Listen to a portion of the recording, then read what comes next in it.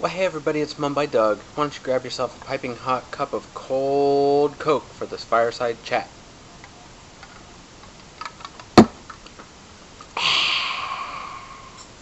Anyway, today was a lot better than yesterday. Well, actually, today wasn't better than yesterday, but tonight is better than yesterday. Last night, I didn't get to sleep very well. I didn't sleep very long, and I didn't sleep very well.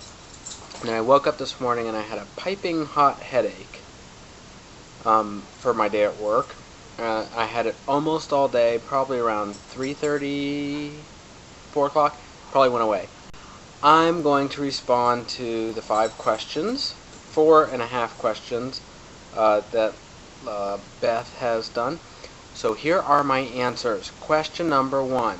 What is the most impulsive thing I've ever done? Okay, after giving it a lot of thought, I'd have to say the most impulsive thing I've ever done is move to New York. I did it with very little thought or regard or really thinking it through, and so I ended up moving back home after 6 months. Question number 2. Name brand or what's on sale? Well, it depends. I like to get name brands that are on sale. I'm not strictly a name brand type of person. Okay, I'll give you a good example. You all know, maybe some of you know, that I'm like a potato chip freak. I'm a freak in many different ways. That's one of them, potato chips. There are certain kinds of chips that I can buy like the store brand, and then there are certain flavors that it has to be like Lay's or Ruffles. Sour cream and onion has to be Lay's. Cheddar and sour cream has to be Ruffles. But barbecue, I can pretty much get any brand, even the store brand, the cheapest kind there is. So it depends. Question number 3. Sleep on the left or right side of the bed? I sleep on, if you're standing at the foot of my bed, I sleep on the left side. Darla sleeps on the right. But if we're ever away from home, Darla always likes to sleep furthest from the door because she's afraid if a boogeyman comes in, I'll be the one that they get first, and I'll be able to protect her. Question number 3.A. Sleep on your back or on your stomach? Again, can't just give you a straight answer because that's just how I am. I don't sleep on my stomach exactly. Well, let me just show you. When I first go to bed, when I first get in bed, I lay like this.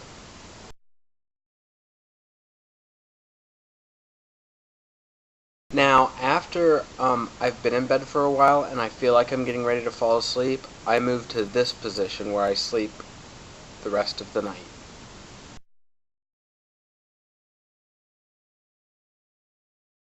Question number 5, the one that Beth so eagerly wanted me to tell again. Have you ever been knocked unconscious?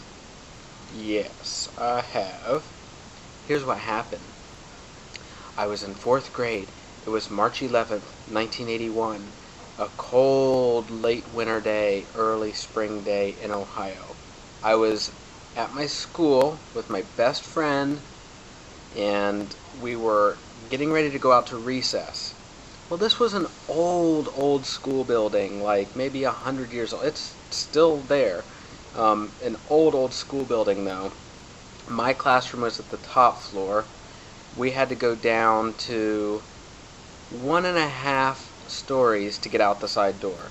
The way it worked was there was a top floor, which was my classroom, middle floor, which was the first floor, and then a basement floor that was obviously in the basement. And each floor was separated by 2 flights of stairs with a landing. So each floor was about 20 feet. Huge building, huge tall building. So it's about 20 feet between floors. We're walking out to recess, me along the banister, my friend over to my left somewhere. Next thing you know, my friend is walking down the stairs. I am not next to him anymore. Somehow, some way, I leaned over, looked over, bent over the banister, some kind of way, and went straight down 20 feet. I went head first onto the floor below, which was like kind of a marble-ish floor. Next thing I remember was I was being pinned down by one of the teachers, and I was just screaming and yelling for her to let me up, let me touch my face. That's all I remember, and I think it was just, I had blood all over me, and I just wanted to, I felt like I was being, I was out of control, and I hated it. I was being controlled. I blacked out again from that point. Next thing I know, I'm laying in an ambulance, and I will distinctly and probably forever remember just opening my eyes just a little bit and seeing the round lights that were above the stretcher area of the ambulance. And that's really all I could see, because I was basically like, strapped to the stretcher so that I couldn't move, because they didn't know if I'd head injuries or anything else. Long story short, I survived that accident barely. I was in the hospital for some time. I was terribly injured. My injuries healed themselves. My skull healed itself for the most part, but it didn't obviously didn't heal itself symmetrically, because even to this day my skull is misshapen to a great degree, and if I point it out, people can tell. And then one of my eyes doesn't open all the way because of the bone structure and all of that stuff, but I'm very, very lucky to be alive. Oh, I also broke my arm, my right wrist actually, and I was in a cast up to my shoulder for that. And when I got back to school, I wasn't allowed to go play on the playground unless I wore a helmet. So I didn't go on the playground until my head was fully healed, because who wants to be like helmet boy on the playground? That's like as bad as being harness boy, where they harness you to the jungle gym so you can't run away. I would have been helmet boy, and I did not want to be that. So anyway, yes, I've been knocked out. That's the story behind it, and those are the answers to my 4.5 questions. So peace out, West Side, Vogue.